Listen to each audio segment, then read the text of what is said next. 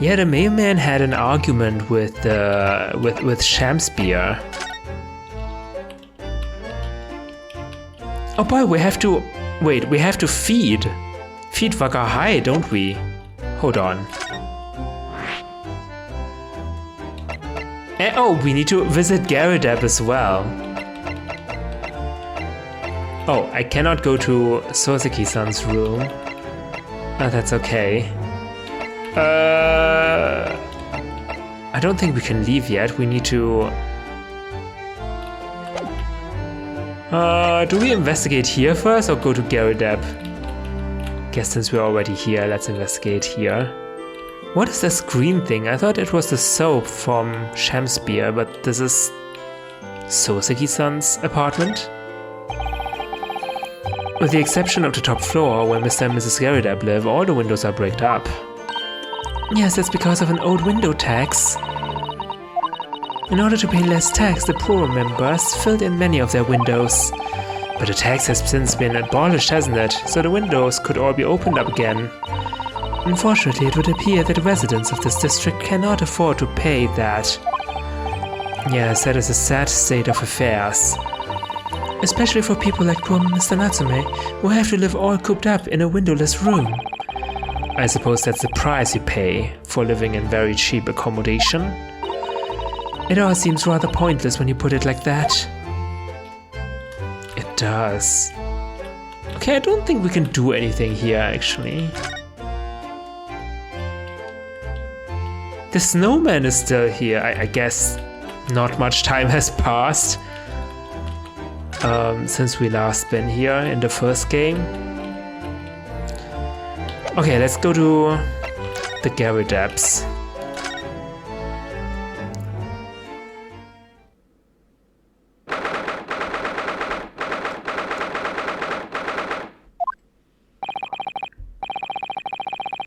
Here we are again, the eccentric landlord's eccentric top floor abode.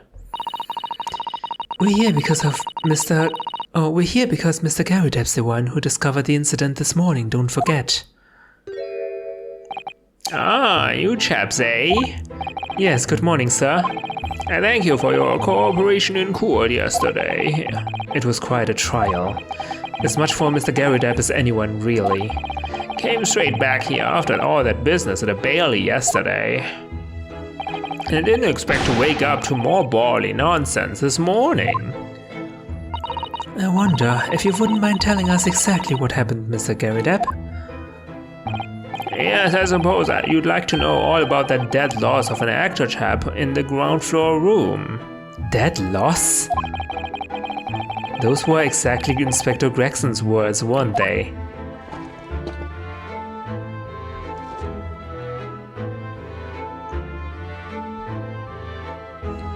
Okay, can we examine first?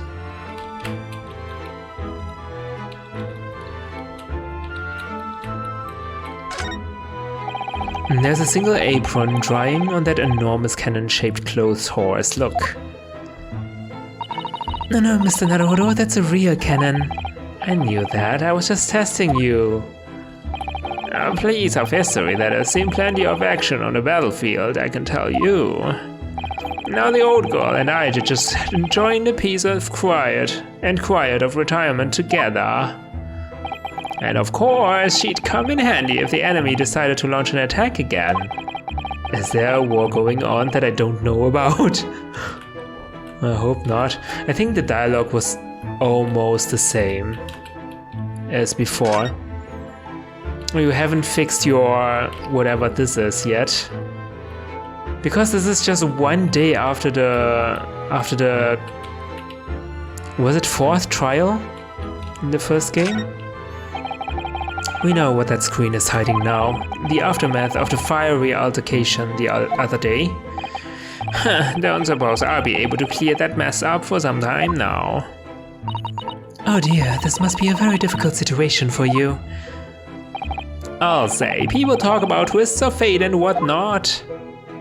But this is a twist and a half, a rotten show all around. He's clearly struggling with everything that's happened.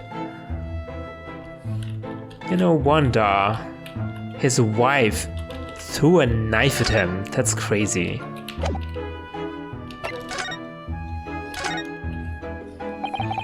It must have been a real shock for you this morning. I hear that you discovered what had happened. Ah, well, that hopeless actor chap rises at 5 o'clock sharp every morning without fail, but at 5:30 this morning he still hadn't lit the gas. At 5 o'clock? In the morning? He wakes up? That's crazy! And so I went down and knocked on his door, but no bally answer. I mean, maybe he just did not have the money to pay for the gas. And that's when you broke into his room by kicking down the door? Well, I called on that rum-looking Japanese chap to do the grunt work, of course. Wasn't it a little premature to kick the door down? The man could have just overslept by half an hour. That's very true, Mr. Naruhodo. If 30 minutes oversleeping warranted such behavior, I'd have to kick your door down every morning. Uh-oh. Well, you know, better to be safe than sorry and all that. He's sweating profusely. What is he trying to hide? Is it just me, or is he avoiding our gaze now, all of a sudden? Except that it was a sorry situation indeed that you found on the far side of the door.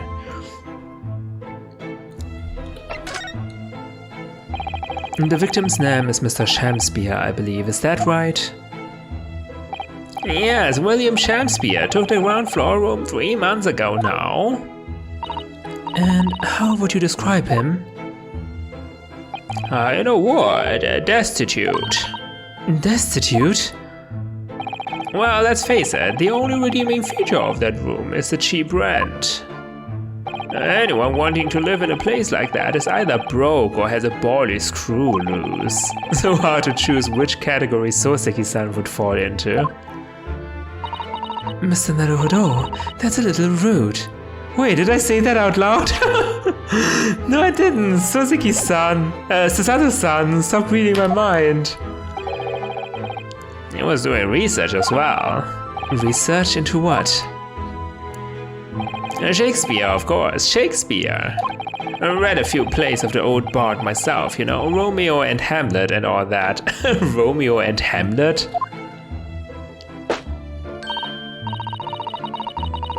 Yes, William Shakespeare is England's most highly regarded classical playwright and author. He's known as Sao in Japanese, as you know, and many of his works have already been translated. It seems incredible that Shakespeare was shortened to Sao, though. Someone was too heavy-handed there. There were a lot of costumes in the victim's room, actually, weren't there? I mean, to be fair, Japanese... Okay, I don't know about Japanese, but Chinese family names usually is just one character long, thus, one syllable. Of course, Mr. Natsume is a scholar of English literature as well. I imagine he and Mr. Shamspeare would have had much in common. Shakespeare interpretation disagreement leads to shocking murder. Let's hope it's not that. Well, let's hope. Let's hope. Mr. Naruhodo, really? How rude. Susato-san, you're also rude by reading my mind. That is not how to do things. After Mr. Natsume's trial yesterday, you came straight back here, I believe, didn't you? Did you notice anything strange between then and this morning? Well, now, must have been about 6 in the evening by the time I got home. Snow was coming down rather heavily, as I remember, and it was completely dark already. That failed actor chap was out at the time. Mr. Garrett noticed that there was no light from his room or something, I suppose. Couldn't summon the energy for anything much, so I just sat in front of the fire up here. It was after 8 before Shamspeare got back, and the chap was up until past 1 in the morning, I'll have you know. How do you know that? That's so creepy! Even in the first game, like... Joanne Garrett also knew the exact schedules they had. Both of them. Suppose he met his end sometime after that. I was asleep by then, so I'm rather in the dark here. Well, thank you. That was very illuminating. Is everything alright, Mrs. Sato? Well, I was just thinking it's a little strange, that's all. Mr. Garrideb, you were up here in your room all evening, if I've understood correctly. I'm not a big fan of stairs, not with this blasted leg. Then, how is it that you seem to know? The precise movements of your tenant on the ground floor, I mean. That's a very good point. I can't imagine that you could hear noises from the ground floor all the way up here. Does this old man like to spy on his tenants? Is that it? Oh, I say, I know what you're thinking, and it's a bally outrage. I'm ex-military, don't you know? I don't go around spying on my tenants, why would I? Then how did you know, Mr. Garrideb? It's the gas, woman. The gas tells me everything. The gas?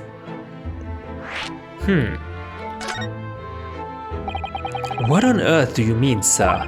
How can the gas tell you anything, let alone everything? Well, as you're probably aware, the gas is supplied to the building by pipes. Yes, I'd more or less worked that out. Every room in the building is connected by a single pipe to the gas main outside, and the gas company supplies gas to properties via the main. Yes, I understand that too. Let me see if I can explain. Let's say I was to light the gas lamps up here. What do you suppose would happen? Well, obviously the room would get brighter. Exactly, but at the same time, the lights in all the other rooms of the house would dim for a moment. What? They'd dim? Why? And perhaps it's because when you light a gas lamp, it briefly uses more gas than usual, and that reduces the amount of gas in the pipe for the other lamps that are connected to it. That might explain why the other lamps dim momentarily, mightn't it? Yes, of course, because everything's connected to a single supply pipe. Is that supposed to happen though? It sounds rather undesirable. A jolly good point. Fact is, the gas company's pipes in these parts are pretty hopeless, long worn out, and barely got any gas in them to start with. But that's also true, of course. Extinguish the lamps up here and they glow brighter in the rest of the house. Ah, right, I see. So by watching the flickering of the lamps in one room, you can determine what's happening elsewhere. You've got it. Oh, of course, but because when people come back home in the evening and before they go to sleep at night, what they're guaranteed to do is either light or put out the lamps and fires. Clever. In point of fact, the room on the ground floor and the one above it use slightly different amounts of gas. By watching the lights in here closely, I can work out almost exactly what's going on in the whole house. I mean, only if it concerns the gas, right? Gosh, that's fascinating, Mr. Garrideb, absolutely fascinating. Oh, well, nothing to it, really. And I can't really see that it's going to help us with the case either. Oh, you'll be in for a surprise, Ryunosuke. What I'd like to know is why Mr. Garrideb is so interested in what his tenants are up to in the first place. I feel like there's more to it than idle curiosity. Well, we've done as much investigating here as we can, I think. Perhaps we ought to go to the prison and speak with Mr. Natsume again. Good idea. Okay. Nice seeing you again, Mr. Garrideb. And I guess we'll see you in court as well.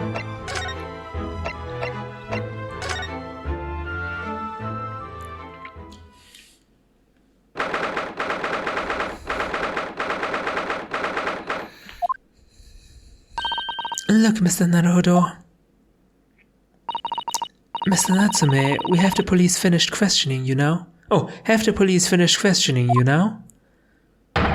Welcome to the Mr. Naruhodo, Esquire. Oh, yes?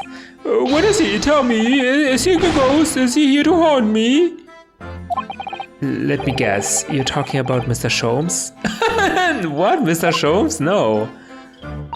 He actually calls himself the great detective, Mr. Natsume, not a ghost. But as diabolic deductions, they are not of his world. This world, they've left me. Ah, cursed! I'm cursed, I tell you. Oh, I thought he was asking for Shamspeare, but no, he's actually asking for Sholmes. Well, that sort of hurts. Credit where credit is due, Mr. Naruhodo. You were heavily involved in the deduction too. Thanks, Susato, for reminding me. Moving on, we have some wonderful news. Oh? And the victim that we all thought was dead has come back to life again. Don't say it like that. Now, in the absolutely worst case, you could only be tried for attempted murder. That's great, isn't it, Mr. Natsume? It's terrible! Oh. I'm stuck in the cell, suffering for some silly wrong end of the stick. Well, these are not alliterations, oh my goodness. He's really raffled. Yeah, you did it, didn't you? Confess, you're a killer. Why the mustache? Constant questions! Why would somebody ask you about your mustache? Like, Inspector Gregson has a mustache as well, right? I'm sorry to hear that. Oh, that's selfish, shyster! Make up your mind, are you dead or alive? If you were going to come back to life, why bother dying? Look at the wishy-washy William! He's not happy at all. Well, it seems likely that Mr. Shamspeare was never actually dead in the first place. Oh yes, that might make sense, and I'm pleased that he's alive, of course. Okay, he is pleased. Our lively debate last night was much fun. I'd be sad to think it was our last. Lively debate? You mean a terrible argument that ended in murder, attempted murder? Oh. Oops. Mr. Natsume, does this mean that you did see the victim last night? You met with Mr. Shamspeare, didn't you? I'm not saying another word. I demand to have a lawyer present. Do you not want me to be your lawyer? What is this? Who do you think I am? Please, Mr. Natsume, we need to hear your side of the story. Why am I cursed like this?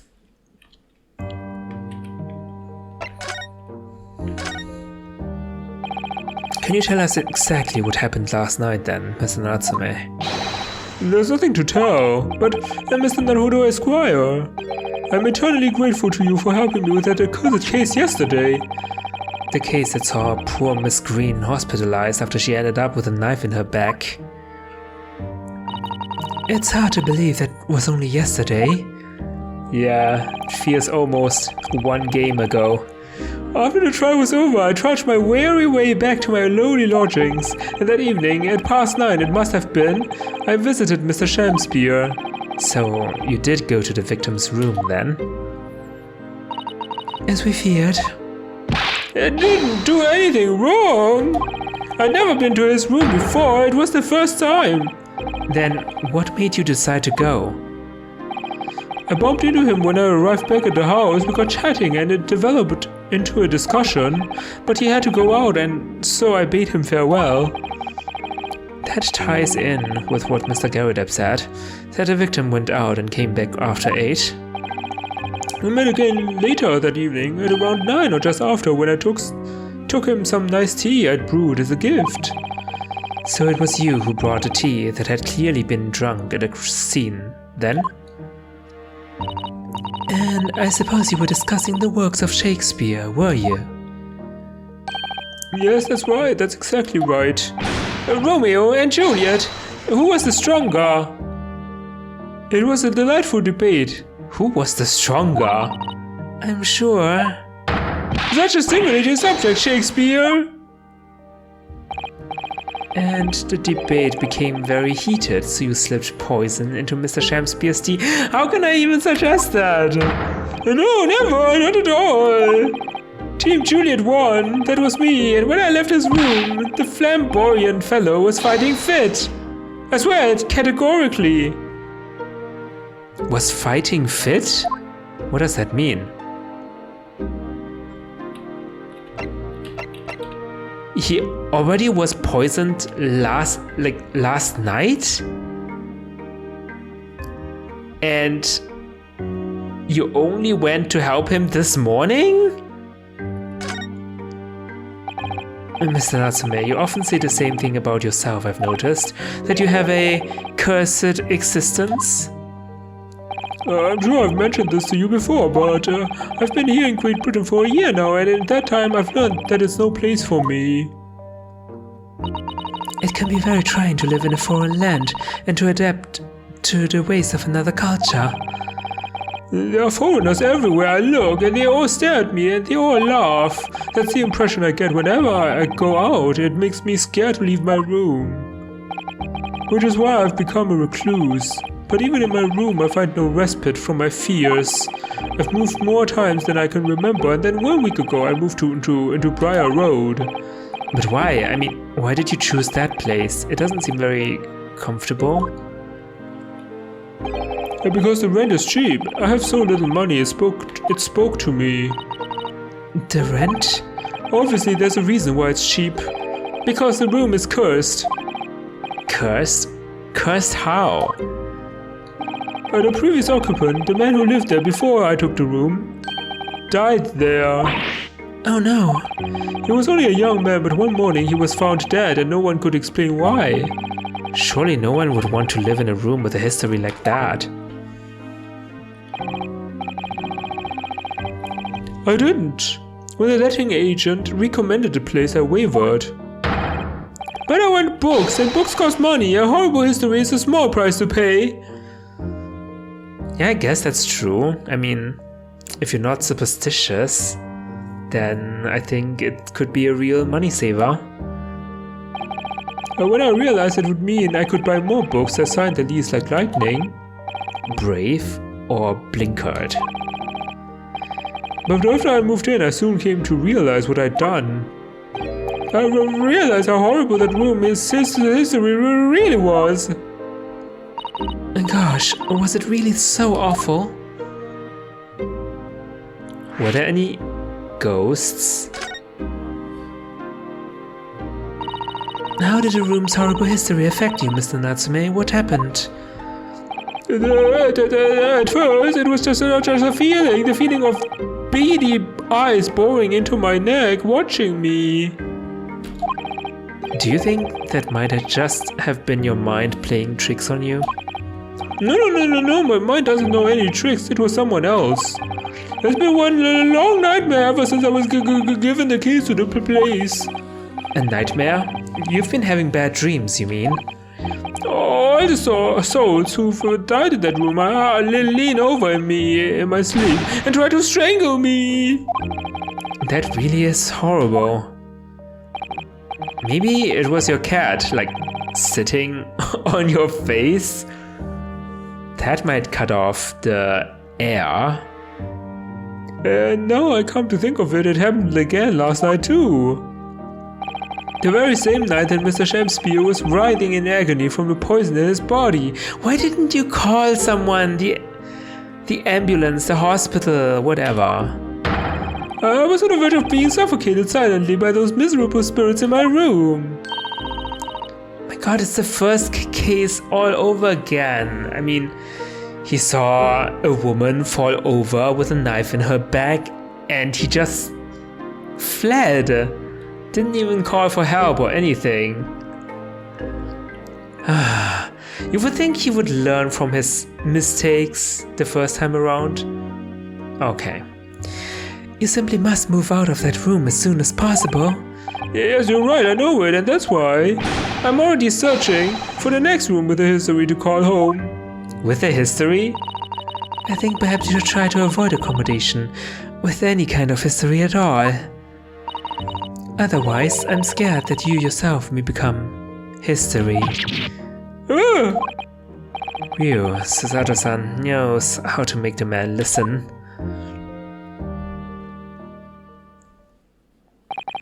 Oh, of course. And Mr. Lord of the Manor is worried about the curse on my room as well. You mean Mr. Garridab? Oh yes, he knows that if people keep dying there, he'll never be able to rent it out again. Well, that's true. I, for one, wouldn't go near the place.